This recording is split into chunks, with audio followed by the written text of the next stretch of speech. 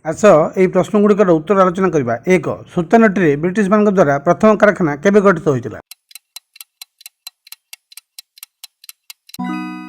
1690 ଖ୍ରୀଷ୍ଟାବ୍ଦରେ। 2. Fort William କେବେ ପ୍ରତିଷ୍ଠିତ ହୋଇଥିଲା? 1700 ଖ୍ରୀଷ୍ଟାବ୍ଦରେ। 3. ଫୋର୍ଟ ୱିଲିୟମ ଦୁର୍ଗ କିପରି ଗଠିତ ହୋଇଥିଲା?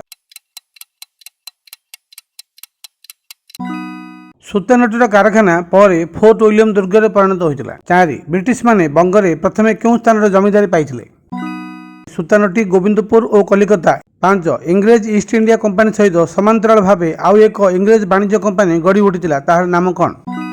ଦି company of merchants trading to the East Indies. ଏହି ନୂଆ ବାଣିଜ୍ୟ କମ୍ପାନୀ କିପରି ଗଠିତ ହୋଇଥିଲା? ବ୍ରିଟିଶ ପାର୍ଲାମେଣ୍ଟରେ 1694 ଖ୍ରୀଷ୍ଟାବ୍ଦରେ ଏକ ଆଇନ ଅନୁମୋଦିତ ହୋଇଥିଲା ଯେ ସବୁ ଇଂରେଜମାନଙ୍କର ପ୍ରାଚ୍ୟ ରାଜ୍ୟରେ ବାଣିଜ୍ୟ କରିବାର ସମାନ ଅଧିକାର ରହିଛି। ଏହାର ଫଳସ୍ୱରୂପ ଏହି ନୂତନ ବାଣିଜ୍ୟ କମ୍ପାନୀ ଗଠିତ ହୋଇଥିଲା। ଏହା 1858 ମସିହା ପର୍ଯ୍ୟନ୍ତ ତିଷ୍ଠି ରହିଥିଲା। ଧନ୍ୟବାଦ।